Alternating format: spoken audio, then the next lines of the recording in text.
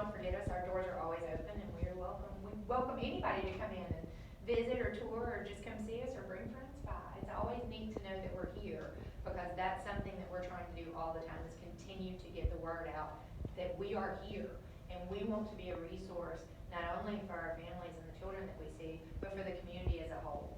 So anything we can do to help with that, we'll be happy to. Sally, I mean, speaking collectively, you need to know that we're here. I told Brenda that yesterday. I said, Brenda, I love all your emails. I love your updates. Yeah. It's just nice to have that open communication. Right. So we appreciate y'all so much. Just sharing anything from volunteers to grant opportunities to what y'all are doing. And like I told Robin, we got hooked up during the pandemic. So that's a positive that came out of that. And I was so happy about that. Just to work with Austin and, let him know who we are and what we do and that we're here. So that it's finding those positives in every day. That's something that we kind of tell our families and our children as well, but it's something we try to do here because we're exposed to a lot of secondary traumatic stress. And absolutely. Yeah, we're exposed to a lot of compassion fatigue here. So we're trying to look for those small positives in every day and in everything that we do. So that's a great positive that came out of the pandemic, is that you and I got to better know each other and what we can do for each other and just befriend each other. So I appreciate that. So if you have a few minutes for anybody else. Question for you. Are y'all doing any of the telehealth at all? Yes, that's another positive that came out of it. It is a positive, and something else that I and the Community Foundation is interested in, not just for myself or my family, but also for people who really need it, like these children who might utilize that service when they wouldn't utilize some other services, and some other people who were involved, other victims, other witnesses. So tell me how you're using the telehealth right now. We are doing mental telehealth. Yes.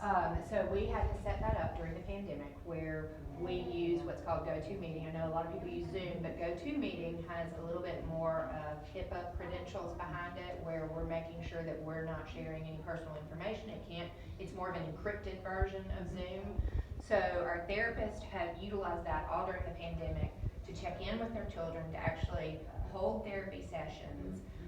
But something that we are continuing to look at is, what about our patients, our children, our families who may not have access to a computer, a tablet, a phone.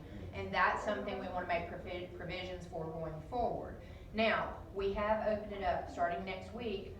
We're letting everyone back in, because we did have some families who, number one, didn't want to come in because some of their children are susceptible to, diseases or colds or any fevers, anything like that, and we don't want to add to that for them. But we've had a lot who just chose not to do telemental health, and we want to make sure we're seeing those children. But what we're hoping is to build on that program and utilize it for our children and our families that are in rural areas that cannot make it here all the time.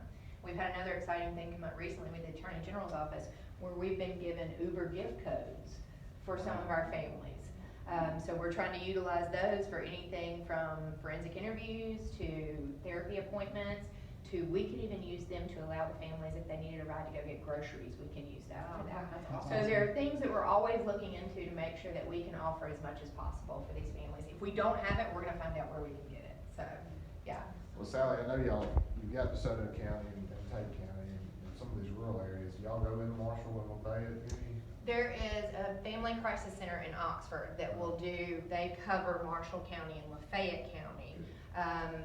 But we do courtesy interviews a lot for Marshall County, or we might do one for Tunica County or places around there.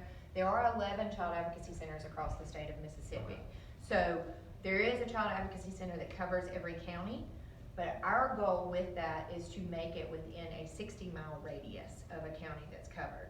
So from a state level, we're looking at adding some more child advocacy centers around the state of Mississippi. There's one that's trying to get some interest in Bolivar and Sunflower County right now, because the Delta is an area where we need one desperately, because right now they're driving to Jackson.